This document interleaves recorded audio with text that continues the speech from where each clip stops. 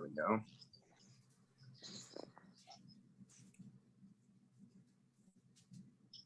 So you're not going to do the intro? Let's just make it terrible. This is going to be the worst intro. So we can go. Okay. All right. It's Lima time. It's episode 154. This is a very special episode. He is Pat. I'm James. We've been sort of angling for this episode for a while. And it all sort of came together pretty quickly, and we couldn't be more excited about it. Pat, you want to introduce our special guest for this evening? Oh, let's see. I was always bad at. I'm really bad at this. So Kent, I'm giving it away right there. I'm just apologizing up front. Even like in comedy, when you're supposed to tell everybody's credits and you're supposed to blow them up, I would forget everybody's stuff before coming out. Yeah. So just can I say Houston Astros great, a North Carolina Tar Heel, what else can I come up with? Mr. 8 2/3. 8 2/3. Yeah, Mr. 8 2/3. Mr. 8 2/3 is a pretty tight nickname. Kent Emanuel, welcome to the Lima time. Thanks for having me. Hello. What's up, man? How you doing? I'm doing all right. I'm hanging in there.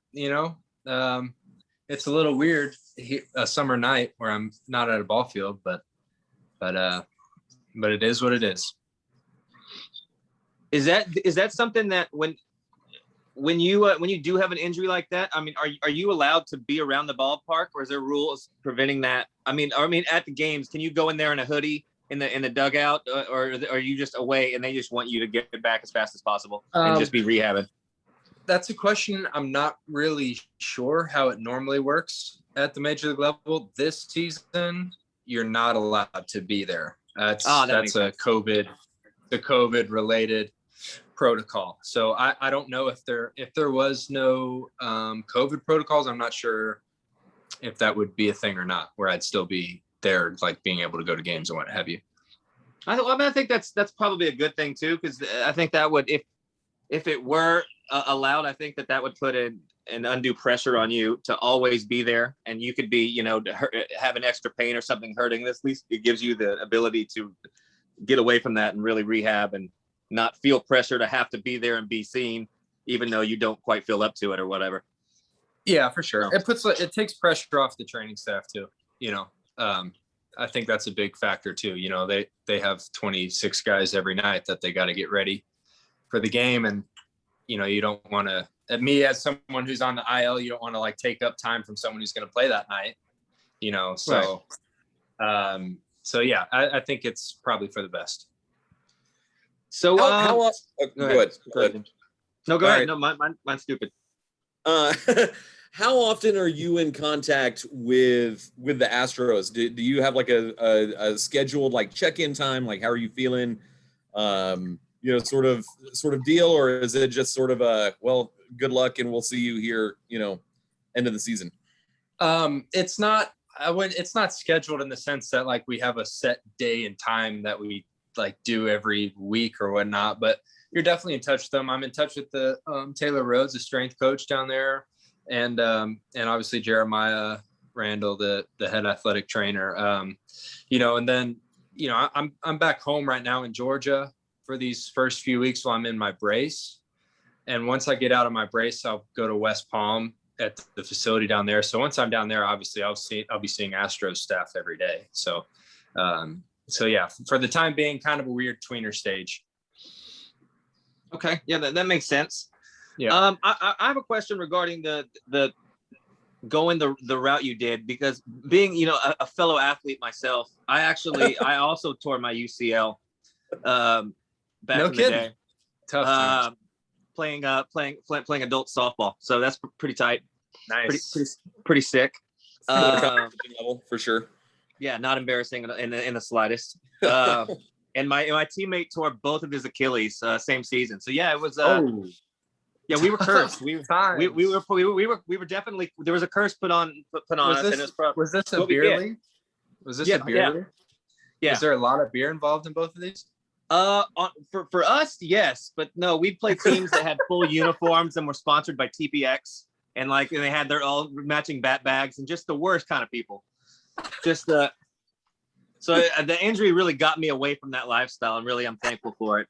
But when I went to the doctor and everything, they were just like, if you were an athlete, we would we would suggest Tommy John here, but since you're not, it can heal on its own. So what I know you did, I don't know the name of the procedure, but you opted for not Tommy John, correct? Where it's just it repairs the ligament.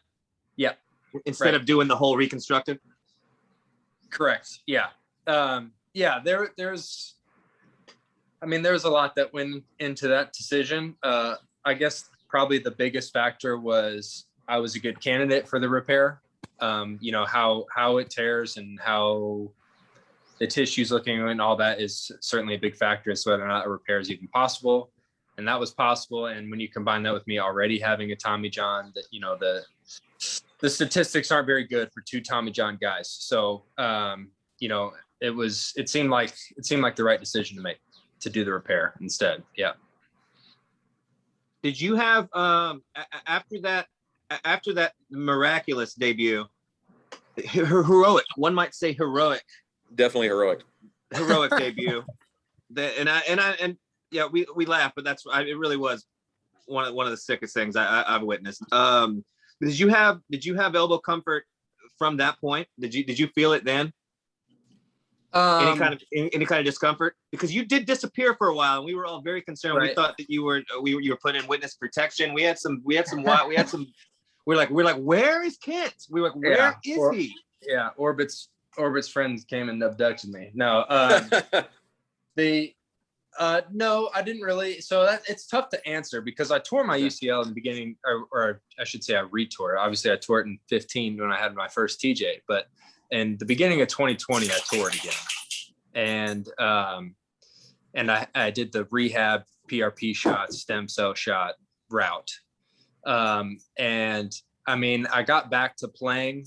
That's not to say it ever felt good. So it's really tough to answer. By the time, like, going into this season and, my first game or any of the games, really, it wasn't really so much about how it felt, because I knew it wasn't really going to feel good. It was all about performance. And it really wasn't until those last couple of weeks where we saw that to really decline. And that's when it was like, all right, we need to go ahead and fix this. The first number of outings, even if I didn't feel good, my velo was normal. I was commanding the ball well. It's just one of those things where it's like, all right, don't worry about it. Like, just keep playing the game. You're in it, and things are going great. So those last couple of weeks, like I like at first I noticed like my bullpen warming up. I couldn't throw strikes. Ooh. Like, didn't feel like, just was pretty crappy. But then once I entered the game, like the energy from being in the game, like kind of fixed it, like, and it was normal. And then there was like a week where like I noticed command go away a little bit in the game, but I'd go in and be like, hey, what was velocity like? And they're like, it was normal. And I'm like, okay, I'm not going to worry about it. And then finally that like last game of the Dodgers, it was like four straight balls at like 87 or 88. And we were like, all right, we gotta fix this. And those last couple of weeks too, I was doing like just complete pain management. No, like, I wasn't like training, like I wasn't like long tossing. I wasn't able to like really practice. It was literally just like, I need to go in today and do what I need to do so that I can get through the game if I pitch. Basically, like an NFL player, that like a running back that doesn't see a lick of work at all all week long, nobody can touch him, can't do anything, just so Sunday can go in and do the work. Yeah. That makes sense. Yeah. So yeah, it was time. So, I'm glad I was able to get it fixed and not have to get the full reconstruction. So that's certainly a positive. So and I'm looking forward to the recovery times, I mean, drastically shorter this route as well, isn't it? And isn't it up to 5-6 months less recovery time?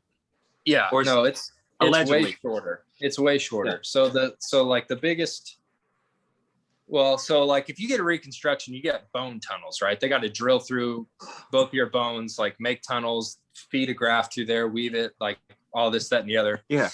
And then it takes even longer because you're introducing new tissue into your elbow, and your body literally has to like learn that, hey, we need this to act like a ligament, and it actually will change the tissue to like a certain extent to act like a ligament, right? So that takes a really long time. With the repair, it's like, long story short, they just yank the ligament back off because the tear is an avulsion tear, meaning the ligament's not like splitting in half, it's coming off the bone. So they literally just kind of just take it, bring it back up to the bone, like weave a little fiber wire through it to like augment it, and then screw it back in. And that's basically what it is. So it takes a lot less time, to get back to playing. Shout out to modern medicine. Yeah, back in the day, they just would have said that you had ghosts in your bones, and you would have just been that. That's just would have been what it was. Right. you throw a complete game. I don't care what your ERA is when you're done. You're going 9 innings today. If it takes 240 pitches, that's just how it goes. Yeah. No kidding. Yeah, it's a different world now for sure. Sweet. Got anything? Right, you got anything, James? You got anything, James? I feel like I'm being too journalistic, and it's making my comedy side very uncomfortable. Yeah. So it's not surprising that you sort of went in and kind of did the research, and hearing you kind of talk about it, just based on sort of how you handled everything from your suspension. Yeah. And so one of the things, when it first kind of broke last season that you were going to be suspended, and you were like, hell no, this is bull crap. Like, I remember thinking, everyone says that. Like, of course, that's what you're going to say. That's what you're supposed to say. Right. But then, like, the more you kind of talked about it, I don't know exactly what it was, but I was like, no, I believe this guy. So it's crazy. Like, can you walk us through sort of what was it like getting that call? Like, hey, you popped hot, and sort of what happened kind of after that. I think you guys will get a big kick out of this. When the day that I got the news. So I got a call, and I was in the middle of my workout, and I'm on I finished my workout. I listened to the voicemail. Voicemail says, "Hey, Kent, this is, Bob Lanahan from the PA. This is an important matter. Could you please call me back as soon as you can?" Right. And so this is this is during the kind of owners versus players coronavirus season. They were like battling it out. Right. Mm-hmm. Well, I have had a burner Twitter that I like debating people with, right? Hell yeah. Let's go. I get this call, and I'm like, how the hell did they find out that I'm like debating on Twitter? Like, how did they figure out it was me? I'm like, I have like that weird stomach feeling. I like delete my Twitter account, burner Twitter account. I'm like, oh my God. So I like delete it before I even call him back. So like I call him back finally on the drive home. And he's like, yeah. He told me, he's like, hey, you tested positive for like the dihydrochloral testosterone. Oh, I'm just like, what? Like, I really didn't even like sink in. I was like, okay. But my first thought was like, oh, it's not Twitter. Like, but then he said that, which is equally as scary these days. Right. But it just goes to show like how like unprepared you are for something like that. Like my first reaction was they're like, oh, it's not Twitter. Okay. And then I was like, wait a minute, this is way worse. And I'm like, well, this is terrifying. And so, obviously it's the PA that tells you first. The league doesn't know yet until the B sample's tested. And so obviously the Players Association is going to spin it as positive as, they're going to be as positive as possible. As I could. Like, this is just the A sample. We have to test the B sample, like blah, blah, blah. Like trying to like kind of make it seem like it's not as bad as it is. Right. Right. But yeah, so I remember getting that. I was like, holy crap. I don't know. Like, didn't really even know what to think. And then just started like looking into it and then learning more about it. And I was like, this is absolutely insane. And just led to me looking into it more and making a video when the news broke that I'm sure you were referring to. So yeah, anyone who's watching this, I got 20 plus minutes of video posted on my Instagram under the IGTV tab that really goes into it. It's pretty wild. It's really wild, and it made me just progressively more and more angry, especially not just for you guys, but then and I see the Olympic athletes, and people just like how crucial just the negative test, how crucial that is, and how much and vastly it affects careers and a lot of stuff. There's a was it the player that the Calabello, Chris, he ended up never playing after his negative test, and it's ridiculous. And when you learn the is it a picogram, is that what is that the correct picogram, which is like, I mean, it's trace amounts of something that I don't know, the thing that and you'll be able to get into the science more. The thing that frustrates me so much is that like it's almost like the perfect storm for ML to not get answers, because it could have entered your system at any time. You and you guys have the right to defend. If you didn't knowingly ingest something, you can prove that you didn't take something and be let off. But if you don't know when you took it, and then they're allowing these trace amounts of something that is ridiculous, like it's a big problem. And I think you're the 21st, if I'm not mistaken. I think we have to be hit from it. I think we're at 20. I think 20. Yeah, 20 or 20. Okay. 20. Yeah. So all the same story, by the way. Yeah, all the same story. So there's been 22 guys, I believe there's been 22 guys that have tested positive for it, 2 of which have admitted to taking steroids, and go figure, those 2 tested positive for like the parent agent, the other metabolites, like go figure.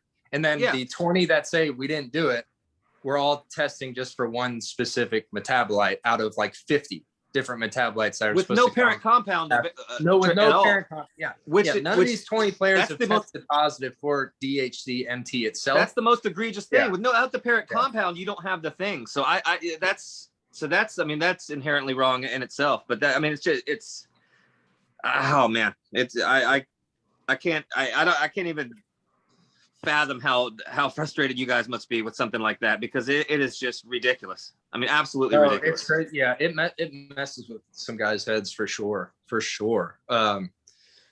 was, there were 2 guys that were suspended this year for it, same thing, and one of which was like kind of pulled the trigger a little early. Like he's like, hey, can we just start it now? Like I'm losing my mind. He had a terrible, his last outing was a terrible, worst outing of the year. He's like, I got to just get this clock rolling, because I'm like losing my mind here. So it really is. It could be really, really tough on players. It could be really, really tough on players. No question about it. It's also, it's a bad, I'm sorry, James, go ahead. I'm talking too much. I was just going to say, it's one of the, if you were trying to enhance your performance, it would be at the bottom of the list of things that you would choose to knowingly ingest to improve your performance. It's just a stupid steroid to take for that purpose. It just is. Yeah, there's my thing, like when I try to tell people about like choosing like Turinabol, like if I'm gonna take Turinabol, and obviously with my job that's a huge risk, why wouldn't I just take Dianabol? It's like the more powerful Turinabol. Like, why wouldn't I just go for it if I was gonna like go that route, right? But you're right. It's not really the best choice.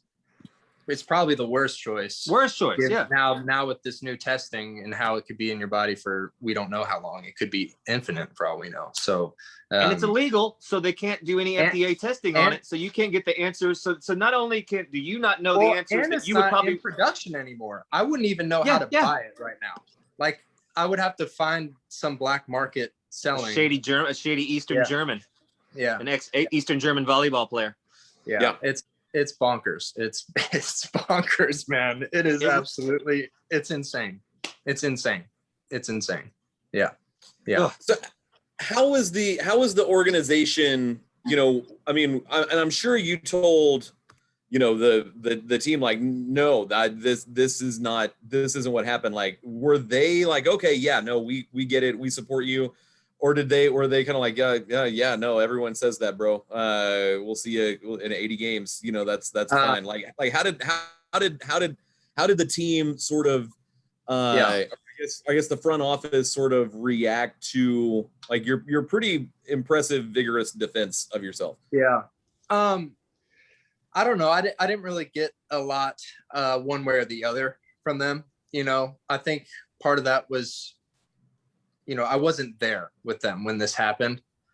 I was rehabbing those the injections still, and there was the coronavirus season going on. Like, it was kind of just a weird situation. So I don't know how much of a factor that was, but it was, I called them like an hour before it got released, and it was very brief, just said, hey, I'm getting suspended for this today. Like, I want, like, please look into it. I don't have the time really to, like, you guys are about to play. I don't have the time to explain to you how, like, preposterous this is. Oh. And then I posted that video that night, and, I did get some response from guys throughout the org just to show some support. But yeah, it was pretty wild to say the least.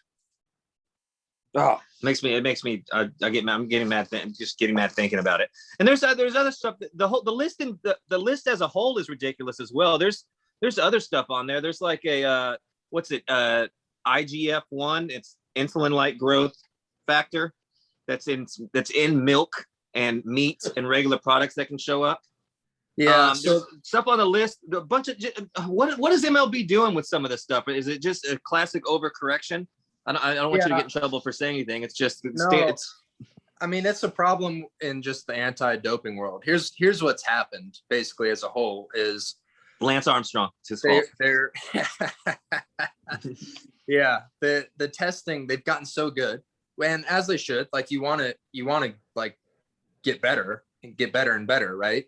And they've been able to now find just like smaller and smaller and smaller amounts and smaller amounts and smaller amounts.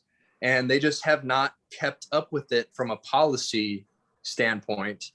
A lot of leagues, a lot of sporting entities, MLB, certainly one of them, kind of hold this hardline stance. And it's like, man, if you're going to start testing for these amounts that, we don't know, like, it's possible that I could have been exposed to like one single microgram of this 5 years ago, and that's what I'm testing for now. Like, the fact that the possibility, and you're holding this hardline stance that you have to suspend these players, is really, like, the policies haven't caught up to how good the testing is, essentially. And they need to start factoring that in. You see, like, you look at UFC, they've done a great job with it. And USADA is certainly, kind of like the front runner in terms of, like, trying to adjust policies appropriately. But WADA, which is what the Olympics, they use, and a lot of leagues like MLB are not quite there yet. They're still a little behind. Yeah.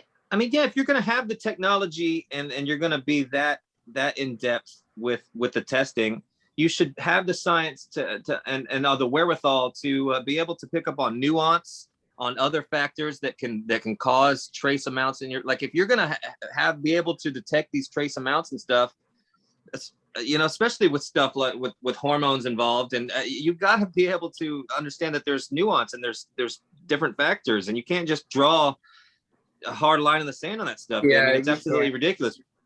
You can't draw a hard line like that. It's been what's crazy is, like, you talk to these anti-doping experts, and usually, this isn't the first time this has happened where they've had multiple people testing for this small amount of something, right? But the difference is, they say we've always been able to we've eventually figured out what it was. We've always been able to find out what was triggering it. Right. And that hasn't happened yet with this DHCMT. That hasn't happened yet. We don't know where it's coming from. And just because we don't know where it's coming from, they're just banging guys. They're saying, hey, sorry, man, you're suspended. So it's a problem. It's a problem that needs to be addressed, certainly. Okay, so to move from a problem to a oh, look, another problem. I wanted to touch on the the sticky substance situation, which I think is another mishandle by Major League Baseball, overstepping and being ridiculous. So I'm not trying to get you to harp on everything bad, but I mean, it's just that's another thing that I think that the nuance of that is missed. Again, the mark is missed, and which they do every time. This is my my personal take is this. I think there should be some type of universal grip or stick allowed. Yeah. You know, I really do see both sides. Like, I understand that you don't want players to be able to use something to add 500 RPMs to their curveball. No, which makes them a different pitcher. Like, you are a different you are now elite, right? Like, it makes you a different pitcher. Yeah, we've seen it. And so I understand that, but at the same time, like, what I think, like, people don't realize is, like, the baseball today compared to the baseball 20 years ago, way different. Yep. The Major League Baseball compared to a college baseball, way different. Major League Baseball compared to high school or even minor league baseballs are way different. Like, it's incredibly difficult to control and to grip, like, incredibly difficult. And they change it from year to year. Yeah, they're changing it every turn. Yeah. It's like you gotta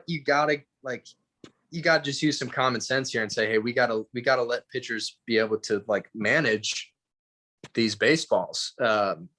You know, I look at Brandon Belak hitting the guy of day one of the no sticky with a breaking ball that slips out of his hand, hits the guy in the head. Luckily, he was fine. That's like, man, that's a prime example. Like, he just couldn't. This wasn't grip. He just didn't have a good grip on that ball. It just slipped right out. But it's like, it's something that I would like to see some type of universal stick approved, one that can kind of be a nice middle ground where pitchers can hold the ball while also not gaining 500 RPMs on their pitches, basically.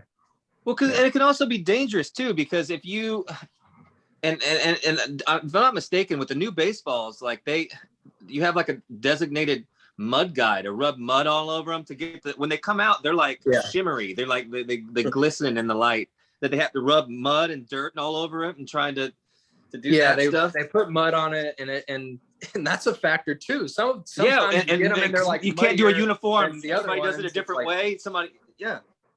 So that's yeah. another thing. But the grip, I don't think people understand. And I think hitters themselves would be in support of this. Well, you don't want some kid coming up that throws 103 miles an hour and can't control where the ball is going. It already is having nerves and already might need to work on location. So that puts people in more jeopardy. But also how you grip the baseball. You're not trying to hold it, with your hand and tense up like that. That's how you get injured. You want to roll off your fingertips and just have so I mean, it affects a lot of stuff. And I can't think of the pitcher that just got hurt over it. What's his name? Glasnow. Yeah, straight up come out and said, this is why.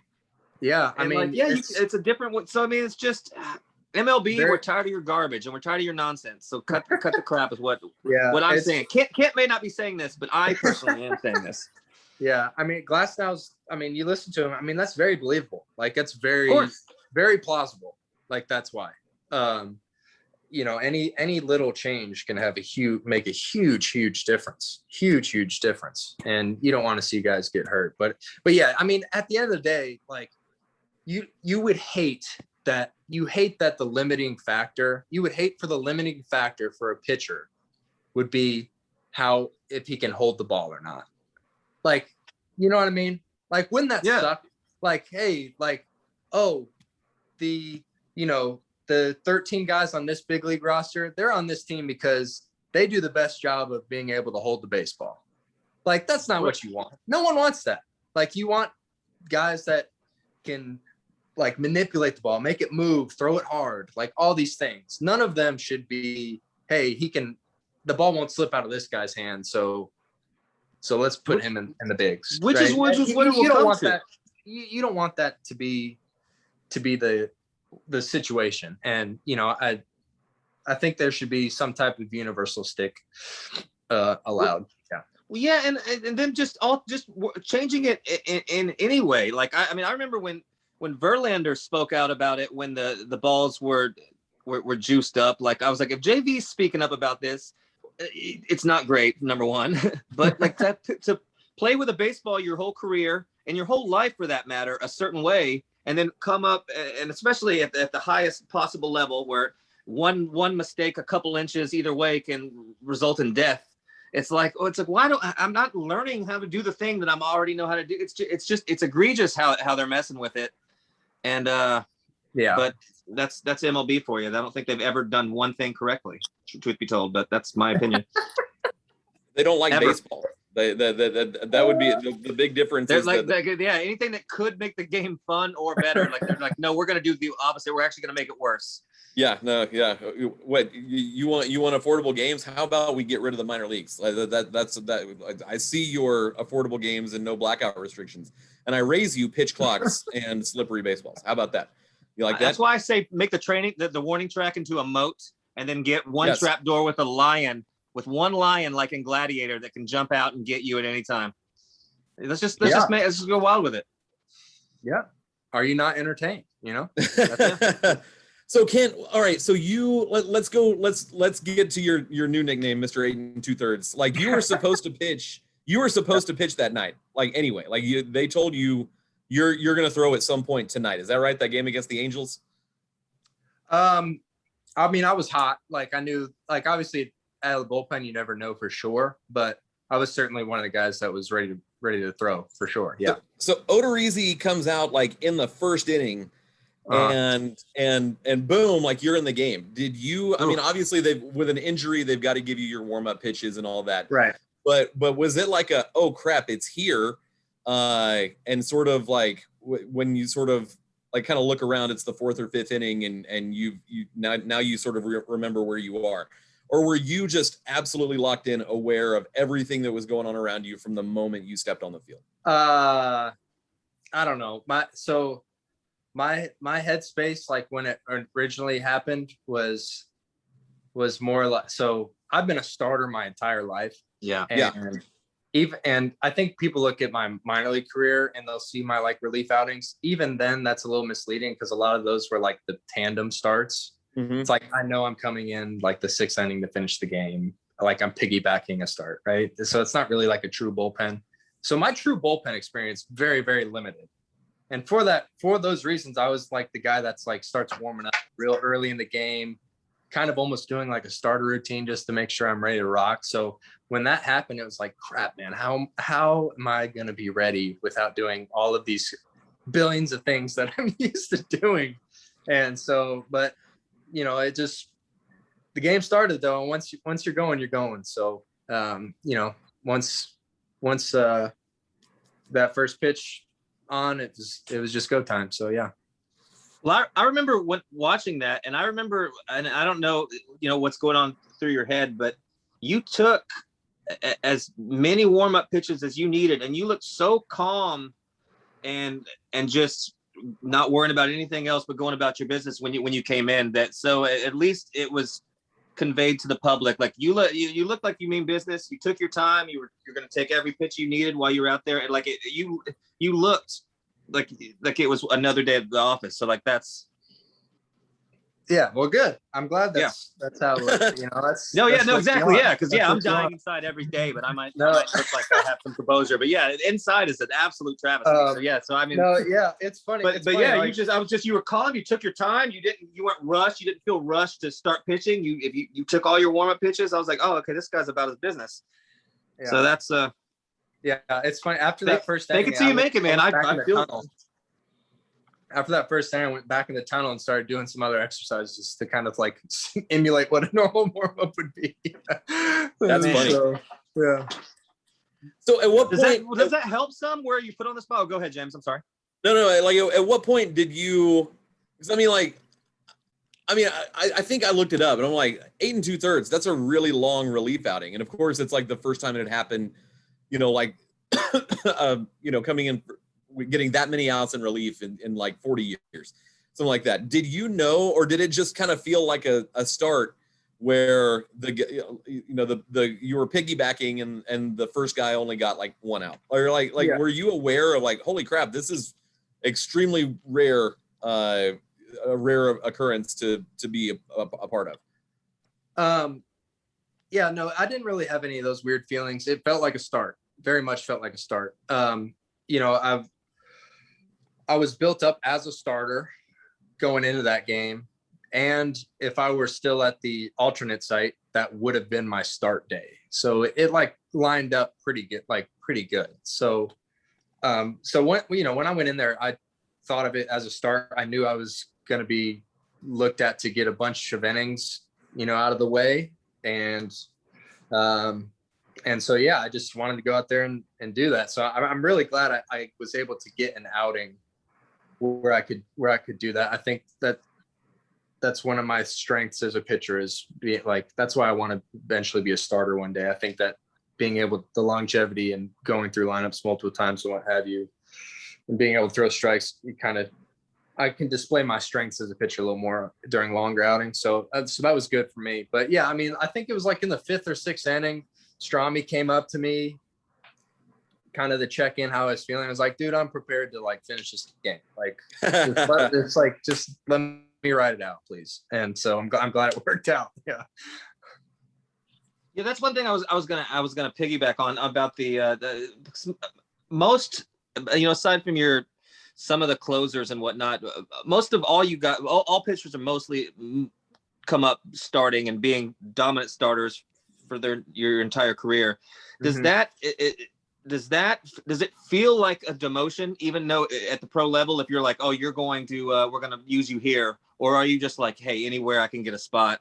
Like, what's the mental adjustment from going from being the ace, probably from Little League? Since you've been pitching, you've probably been dominating and really dominating, especially as you go up, just these people. And then all of a sudden you're like, well, I want to pitch of course I want to start.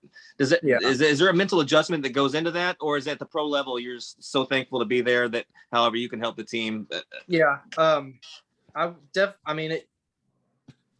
It definitely does not feel like a demotion, right? Like any single person in their right mind will say, I would much rather be, the 13th out of 13 guy on the big league team than the ace on any other team, right? Sure.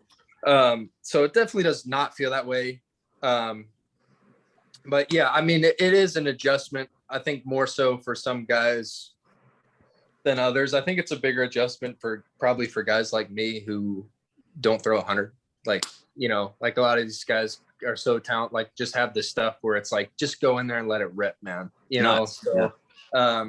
So yeah, there is definitely an adjustment for some guys. And it's just part of the game, I guess, just part of the game. But it, like I said, it doesn't mean that you can't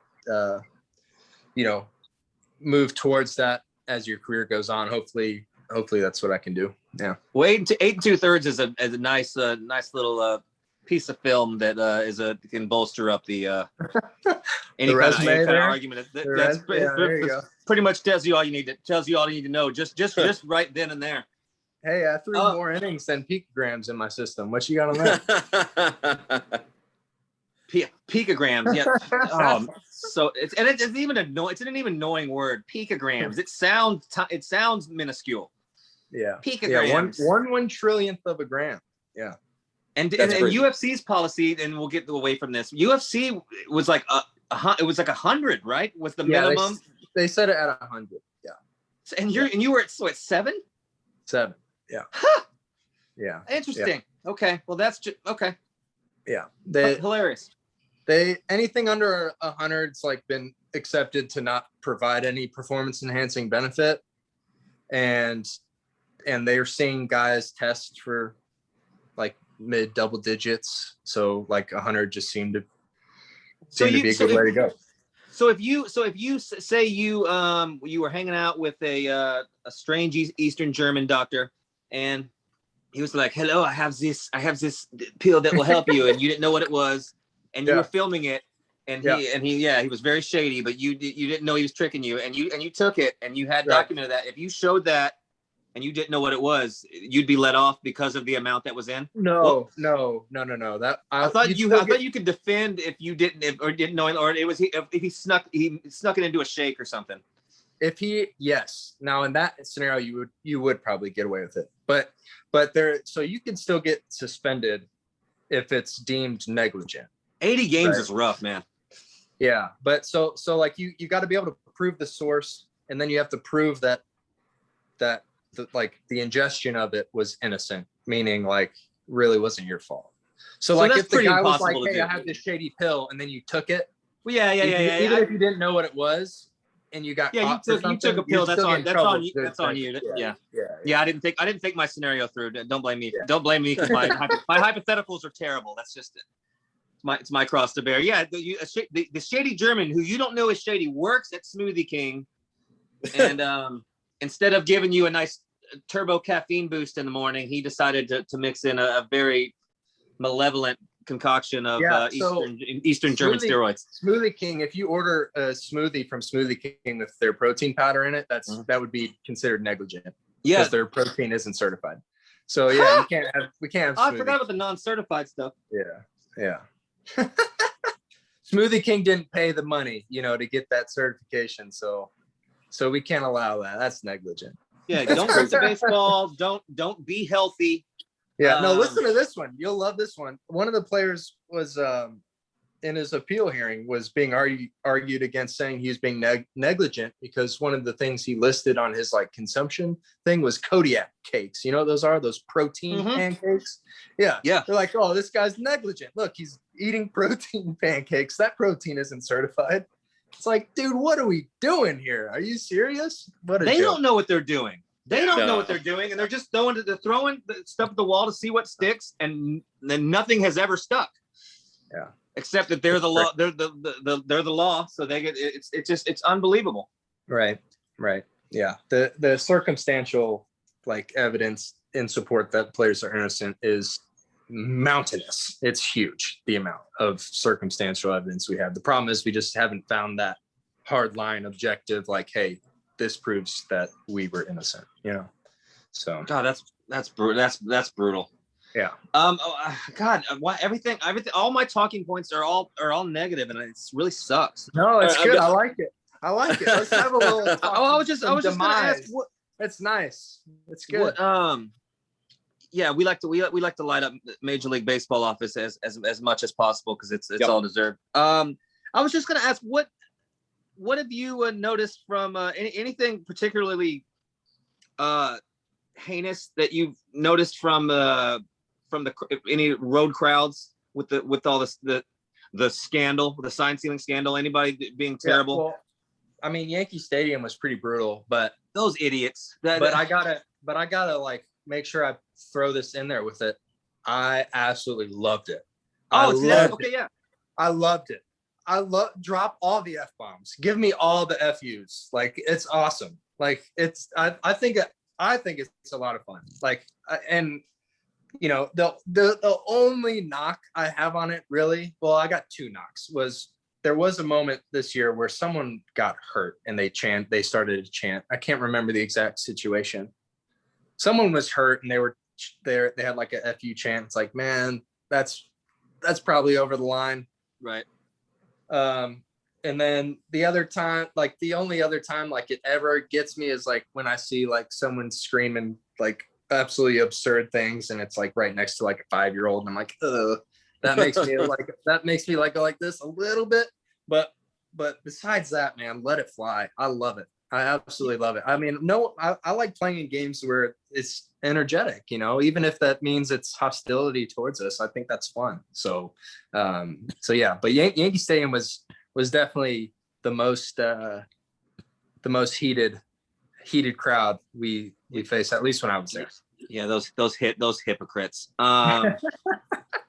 No, I would imagine so, and I think me and James, we've talked about this on previous episodes that we felt that would be with this particular bunch, that it would be more galvanizing than anything. That if there was any group of players that would thrive, and now that you say that, I think back to even just basketball games that when in my youth when I was playing in hostile crowds and people harassing and yelling, and how great it would feel to hit a three, or just in the crowd to piss off the crowd. Like you do feed off of it. Yeah. No, to bring back my athleticism into this whole conversation. Storied athletic career of Patrick. I was a very, very good point guard. Do not discount my. It was very good.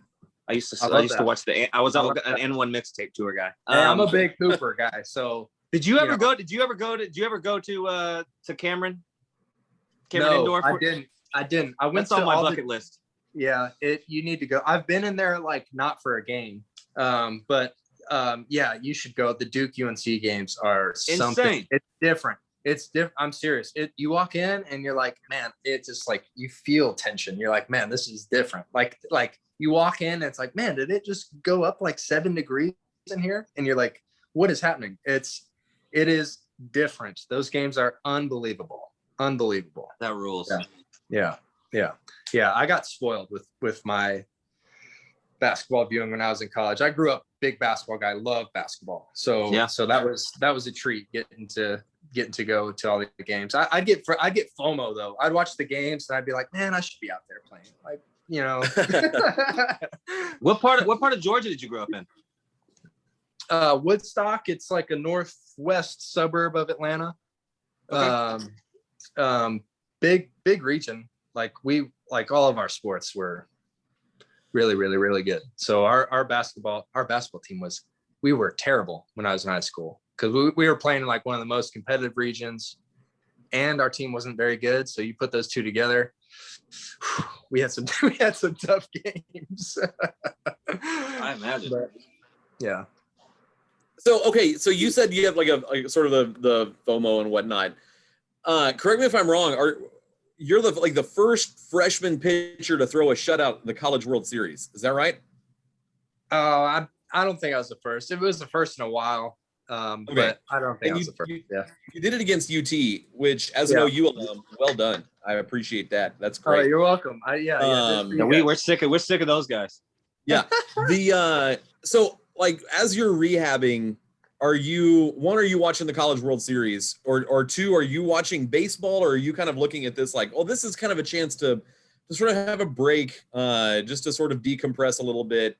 And how are you filling your evenings while you sort of come back from this procedure? It's somewhere in the middle. I'm not glued. Well, obviously the Astros are playing as we're talking. I know. Yeah, we're all hypocrites. Yeah, It's not like I'm glued from first pitch to last pitch. Like, oh, I have to watch the Astros tonight, right? But most nights I'll have it on. Like a lot of times I'll be doing something, I'll put it on my phone and set my phone on like the counter at the table while I'm doing whatever it is I'm doing. Just and I'll check in and I definitely like to read up like on the box scores and the highlights the next day. But yeah, somewhere in the middle. I'm not like crazy locked in. I am taking advantage of not being there, but simultaneously I'm also like I'm still keeping up to an extent. I want to be involved still, obviously. So that is still my life. So yeah, that sounds a lot like we do. Instead of like circling big series on a schedule, I'll circle Baltimore on a Monday night. I'm like, you know what? I'm going to skip this one, or just interleague at Cincinnati on a Tuesday. It's like, you know what? I'm going to go ahead and I'm going to do some other stuff this night. Because we were doing during the postseason, we were doing post-game shows after every single game, and it was, I guess this past postseason there was no off days, right? So we were having burnout just from talking about a game that we weren't playing. We're like, how do these guys do that? No matter how much you love the game, it's like it's so much. Like I don't think people give you guys enough credit and throw in traveling and missing your family and just real life stress and just some days feeling bad. How grueling and how long that really is. And you're playing a sport at the highest level. Yeah. It's unbelievable. It's miraculous even. Yeah, it's, I think people get tired of the word grind being used, but that's because it really is what it is. Like, it grinds you down. It's a lot. It is a lot. There's no question about it. Like, and it's, like you said, there's so many factors that I think people don't really like consider too. It's like you play every day. People are like, oh wow, yeah, that's crazy. But like, so when can we go do something? I'm like, no, like we play every day. Like, we play every day. Go look at the schedule. It's like 162. Yeah, I'm at the park at lunchtime and I'll leave. Wait, what? Yeah, it's like yeah. And then the or people will be like, all right, tell you, well, like, what are you up to? I'm like, oh, we're getting on a plane. Like, they're like, didn't you just finish the game? I'm like, yeah, but we play in Oakland tomorrow. Like, we got to get there. Oh, and you're going to Oakland? That's not good. Yeah, no kidding. But I don't know. Why did that pop in my head? Because it's a terrible place. It's a terrible place. Stadium, and I chose Oakland. What was I thinking?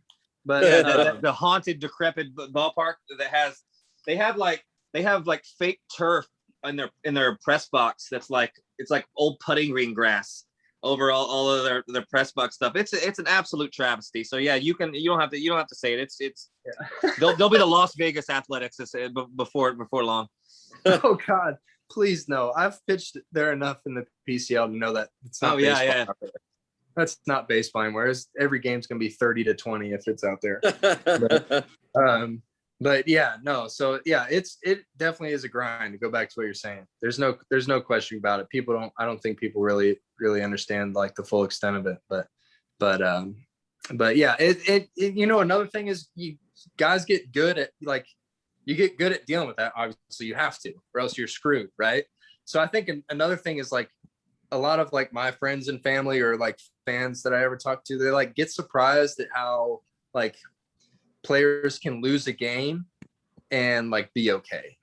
They're like, what's the vibe in the clubhouse? I'm like, oh, we're fine. Like, what do you mean? They're like, well, you guys just lost. I'm like, yeah, but like the best team in the league is going to lose 60 times this year. Like you got to get good at knowing that there's another game in 24 hours. Like, you can't really sweat it too much. Yeah. So no, of course. Yeah. I think that dissonance is tough too, because I mean, it's like everybody goes to, I mean, if you're going to work, you are going to work just like everybody else. Some days are bad, some days aren't. And, I don't understand why it's so, maybe I guess people project their own emotions into what they expect you guys, like, because they're crushed by a loss. And I've seen this a lot on Twitter, which is, of course, Twitter being toxic is nothing, nothing new, but just like these people that are just pitch to pitch, like reactionary, and just or game to game, just like, oh, this player's, oh, this is the, I'm just like, y'all need to calm down. Like, just one at bat or one thing happened, and it's like making everything life or death on every single, from pitch to pitch, and it's not great. But that's more of a societal thing than it is anything else. There's a balance to be had. No question about it. No question about it. Yeah.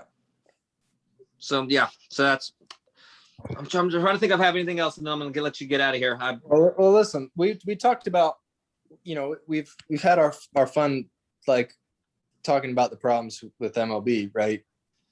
But you mentioned the College World Series. Can we talk about how brutal that NC State situation was? What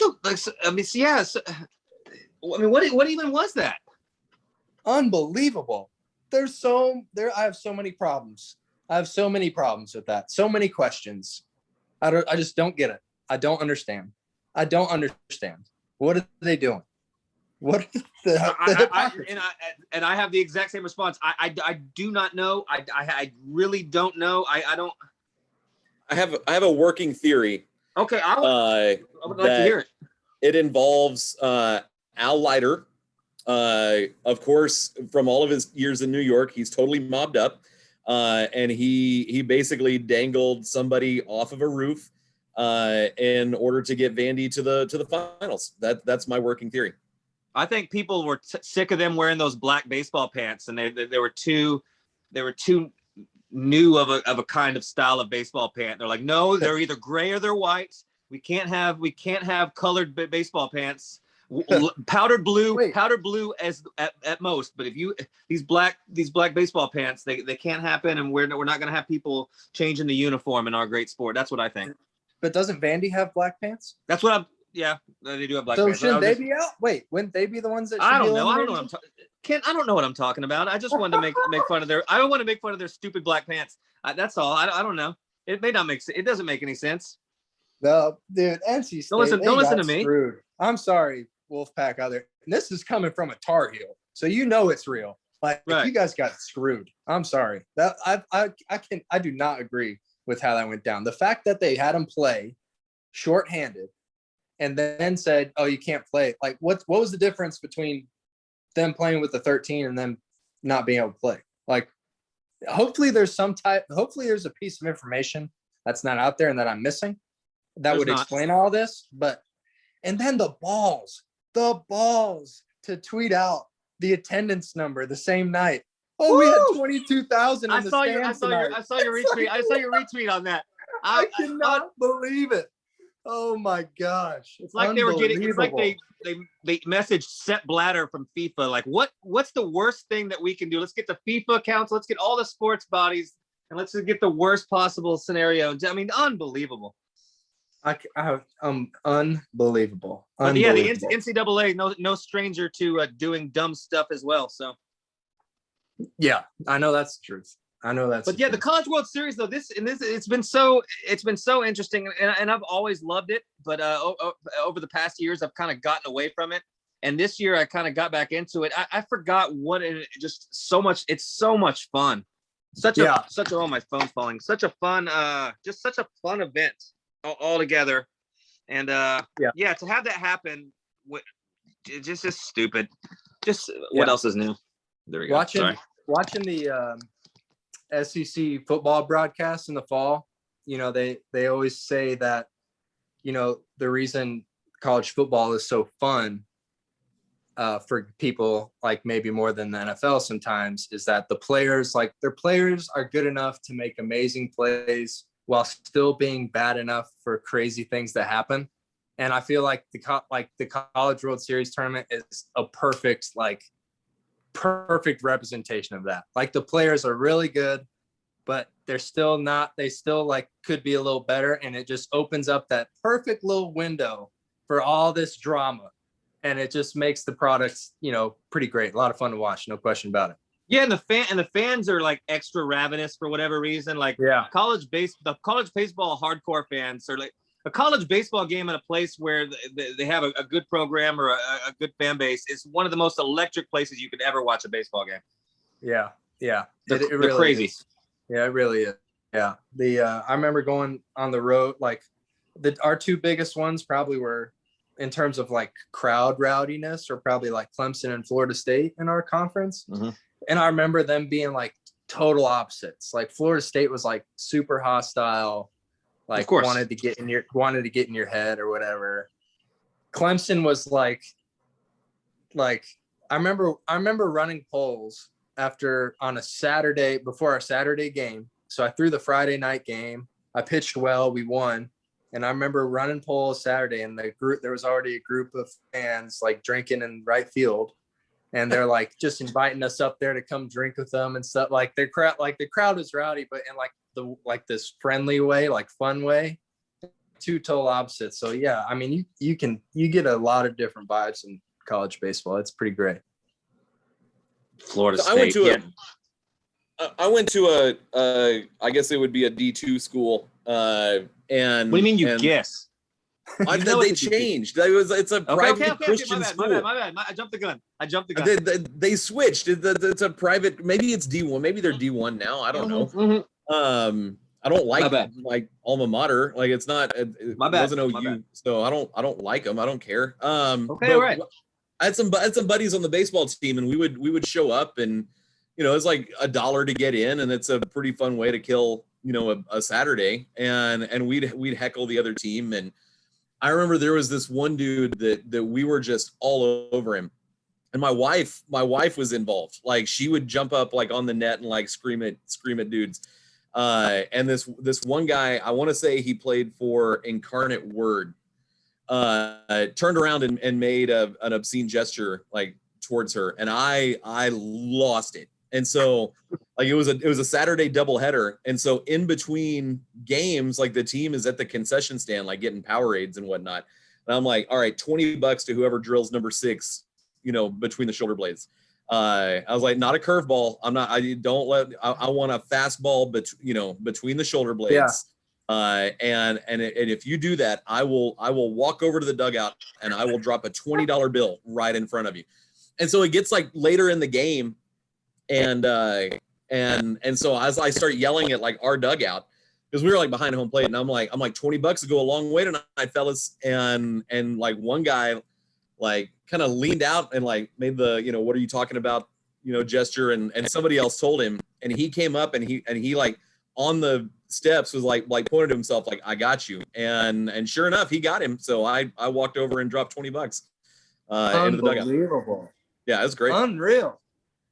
Did he tell you what was that beer money for the night? Like what was his plan with that, It was Abilene Christian University. So no, I'm sure so it was money for the Lord.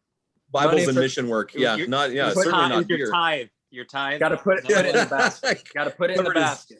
Yeah, covered his offering the next morning. Joel Osteen shows up like, I'll take it right now.